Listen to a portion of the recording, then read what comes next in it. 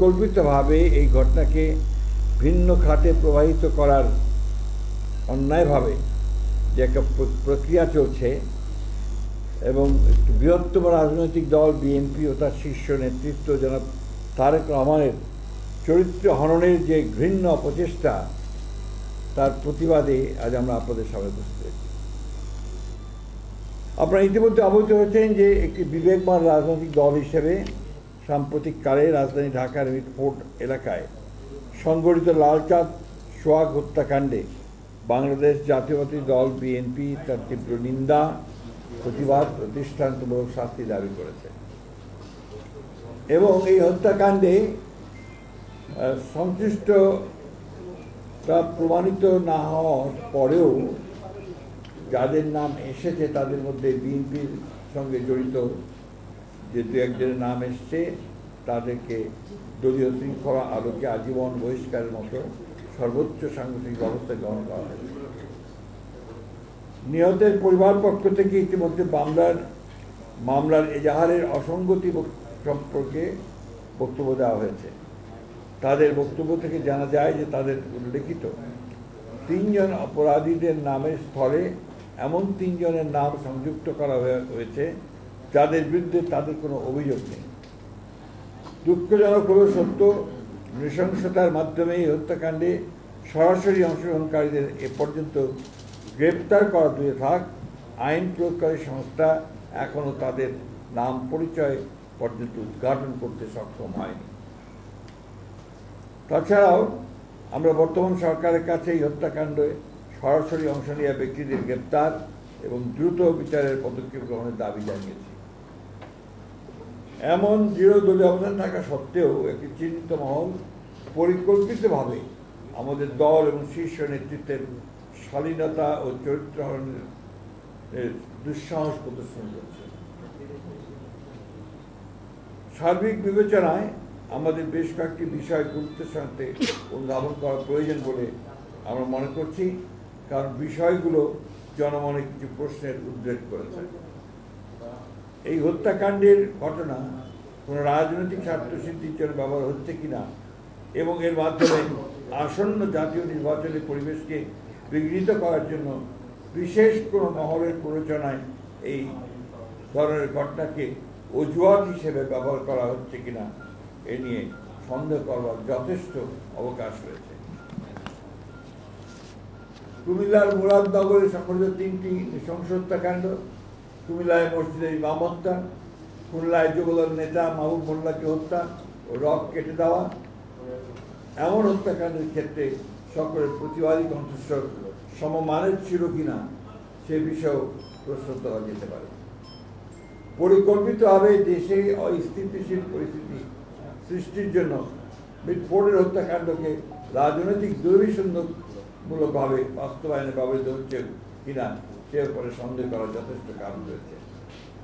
প্রকাশ্য দিবালোকে অসংখ্য মানুষের সামনে আইন প্রয়োগকারী সংস্থার নিকটবর্তী অবস্থান থাকা সত্ত্বেও এমন ঘটনার কোনো প্রতিরোধ না হওয়ায় পুরো ঘটনাটা সম্পর্কে জনমনে প্রশ্ন উদ্রেকের যথেষ্ট কারণ রয়েছে।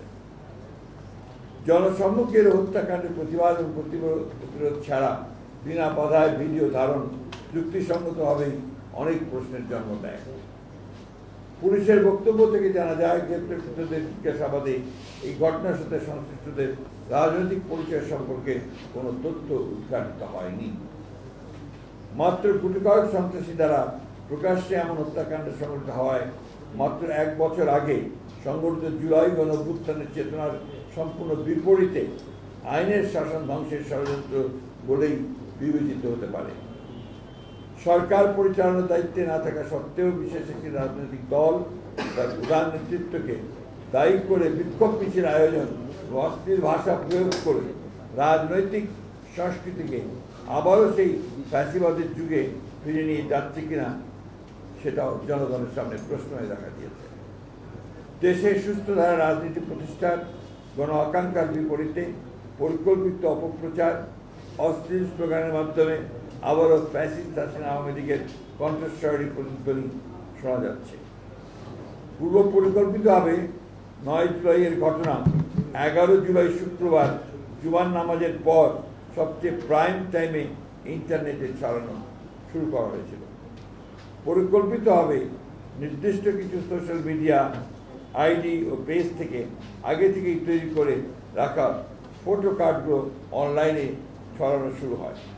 এ থেকে প্রতীয়মান হয় যে অনলাইনে ভুয়া তথ্য প্রচারের ক্যাম্পেইন শুরুর আগে থেকেই অপপ্রচার সামগ্রী তৈরি করে রাখা হয়েছিল।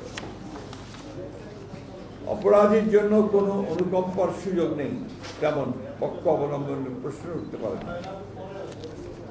শুধুমাত্র অভিযোগের ভিত্তিতে দলীয় পদ থেকে অপসারণের এমন দৃষ্টান্তমূলক পদক্ষেপকে স্বাগত না জানিয়ে পরিকল্পিতভাবে চরিত্র হনন দেশের গণতান্ত্রিক অভিযাত্রাকে প্রশ্নবিদ্ধ করে। ক্ষতিগ্রস্ত পরিবারের পাশে দাঁড়ানো এবং তাদের আইনি সহায়তা প্রদানের অঙ্গীকার থেকে আমাদের বিচ্যুত হবার সুযোগ নেই। নিহত সোহাগের রাজনৈতিক পরিচয় গুরুত্বপূর্ণ নয়, বরং তিনি দেশের একজন নাগরিক, যিনি সন্ত্রাসের নির্মম শিকার। ফলে তার পরিবারের সাথে আমরা এই অপকর্মের দৃষ্টান্তমূলক শাস্তি দাবি করেছি। হত্যাকাণ্ডের দ্রুত বিচার ও দৃষ্টান্তমূলক শাস্তি দ্রুত কার্যকর করার বিষয়ে আমাদের দলীয় অবস্থান সুদৃঢ় ও অপরিবর্তিত। একটা বিষয় আমার মনে হয় যে আপনারা সবাই লক্ষ্য করেছেন যে পুলিশের যে ইনভেস্টিগেশন তার রিপোর্টে কিন্তু বলা হচ্ছে এটা কোনো চাঁদাবাজির ব্যাপার ছিল না, এটা সম্পূর্ণভাবে ব্যবসায়িক ঘটনার থেকে এটা সম্পন্ন হয়েছে। সুতরাং এটাকে দলীয় কালার দেওয়া, বিশেষ করে আমাদের নেতাকে মধ্যে সম্পৃক্ত করার যে বিষয়টা আছে, এটা পরিপূর্ণভাবে এটা একটা ষড়যন্ত্রমূলক চক্রান্তমূলক ঘটনা আমাদের দল এবং আমাদের চেয়ারপারসনকে, দলীয় চেয়ারম্যানকে চিহ্নিত করার ব্যাপারে এবং তার ভাবমূর্তিকে বিনষ্ট করার জন্য। নৃশংস হত্যাকাণ্ডের অন্তর্নিহিত কারণ অনুসন্ধানের জন্য আমরা উপযুক্ত ব্যক্তিবর্গের সমন্বয়ে একটি তদন্ত ও তত্ত্বানুসন্ধানী কমিটি গঠনের সিদ্ধান্ত নিয়েছি, যারা প্রকৃত সত্য উদ্ঘাটন করবেন এবং তার জন্য সম্মুখে প্রকাশ করবেন। এই বিষয় নিয়ে যারা রাজনৈতিক পরিবেশ নষ্ট এবং জাতীয় নির্বাচনকে বাধাগ্রস্ত অনিশ্চিত করতে চান, প্রকারান্ত ফ্যাসিবাদ উত্থানের পথ যারা সৃষ্টি করতে চান, তাদেরকে চিহ্নিত করা ও প্রতিহত করার প্রত্যয় একই সাথে আমরা উচ্চারণ করতে চাই। বিএনপির অবস্থান বরাবরের মধ্যে খুব স্পষ্ট, অপরাধীর কোনো দলীয় পরিচয় থাকতে পারে না। ব্যক্তির অপরাধের সাথে দলের কোনো সম্পর্ক নেই। আমরা কুণ্ঠিত হই যখন লক্ষ্য করি বিকৃত রুচির বিকারগ্রস্ত গোষ্ঠী তাদের অশ্লীল কদর্য মানসিকতা কোমলমতি শিশু কিশোরদের কণ্ঠে ধ্বনিত করিয়ে আমাদের আগামী প্রজন্মের মূল্যবোধ ধ্বংস করছে, শুধুমাত্র তাদের কুৎসিত ষড়যন্ত্র বাস্তবায়ন করছে। শত বাধা অতিক্রম করে জনগণকে সাথে নিয়ে বাংলাদেশের মালিকানা বাংলাদেশের মানুষের কাছে ফেরত দেওয়াই আমাদের একমাত্র অগ্রাধিকার। বিগত 17 বছরের দীর্ঘ সংগ্রামে আমাদের কষ্টার্জিত সফলতা ব্যর্থ করার কোনো সুযোগ নেই। সুপরিকল্পিতভাবে দেশের বৃহত্তম জনপ্রিয় দলের বিরুদ্ধে কুৎসা রচনা উদ্দেশ্যপ্রণতভাবে দলের শীর্ষ নেতা, যিনি শুধু একজন ব্যক্তি নন, তিনি দীর্ঘ 1.5 যুগ ধরে পরিচালিত স্বৈরাচার পতন আন্দোলনের প্রধান নেতা, সাফল্যের কারিগর, গণ অভ্যুত্থানের প্রাণপুরুষ, তার বিরুদ্ধে অশ্লীল কুরুচিপূর্ণ এমন বক্তব্য প্রদানের বিরুদ্ধে আমরা তীব্র প্রতিবাদ, নিন্দা ও ঘৃণা প্রকাশ করছি। দেশে গণতন্ত্র পুনঃপ্রতিষ্ঠার প্রত্যয়ে ঐক্যবদ্ধ জাতিকে বিভক্ত করার ষড়যন্ত্রকারীদের মুখোশ আজ উন্মোচিত। এই অপরাজনীতি প্রতিহত করার ক্ষেত্রে সরকারের উদাসীনতার প্রতি আমরা তীব্র ক্ষোভ প্রকাশ করছি। আমরা দৃঢ়ভাবে আশা করি দেশে বিদ্যমান রাজনৈতিক পরিস্থিতি অবনতির ভয়াবহ পরিণাম সম্পর্কে দায়িত্বশীল সকল রাজনৈতিক দল সচেতন হবেন। রাজনৈতিক শিষ্টাচার বহির্ভূত এই জাতীয় কর্মকাণ্ডের মাধ্যমে গণতন্ত্রের উত্তরণের পথ বাধাগ্রস্ত হলে তার দায় সংশ্লিষ্ট দলকেই বহন করতে হবে। আমরা গভীর শঙ্কার সাথে লক্ষ্য করেছি সুপরিকল্পিতভাবে এই অস্থির কুরুচিপূর্ণ আক্রমণের লক্ষ্যবস্তু হচ্ছেন এদেশের স্বাধীনতা, মুক্তিযুদ্ধ, সার্বভৌমত্ব ও গণতন্ত্রের সমর্থক রাজনৈতিক দল ও তার শীর্ষ নেতৃত্ব। গুটি কয়েক রাজনৈতিক ষড়যন্ত্রকারী ও প্রচেষ্টায় বাংলাদেশ ব্যর্থ হতে পারে না। যে তারুণ্য ফ্যাসিবাদের পতনে আমাদের সাথে অগ্রসৈনিক ছিল, আর দেশের প্রয়োজনে তাদের সাথে আমাদের সকল ঐক্যবদ্ধ চেষ্টা কোনো মূল্যেই বাংলাদেশের স্বাধীনতা সার্বভৌমত্ব রক্ষা করবে। ঐক্যবদ্ধ বাংলাদেশে ষড়যন্ত্রকারীদের কোনো অপচেষ্টাই আমাদের লক্ষ্য অর্জনের পথে বাধা হতে পারবে না। সংঘাত সৃষ্টির পরিকল্পিত ফাঁদে পা না দিয়ে ফ্যাসিবাদ বিরোধী জাতীয় ঐক্যকে বিনষ্ট করার যে কোনো প্রচেষ্টাকে রুখে, ষড়যন্ত্রকে রুখে দিতে হবে। ফ্যাসিবাদের অনুপ্রবেশের যে কোনো ভিন্ন ষড়যন্ত্র আমরা এই বাংলাদেশে বাস্তবায়িত হতে দেব না। সকল গণতান্ত্রিক শক্তির ঐক্যবদ্ধ অবস্থানকে একসাথে নিয়ে এদেশে প্রকৃত গণতন্ত্র প্রতিষ্ঠায় সংকল্পে আমরা বরাবরের মতোই প্রতিজ্ঞাবদ্ধ।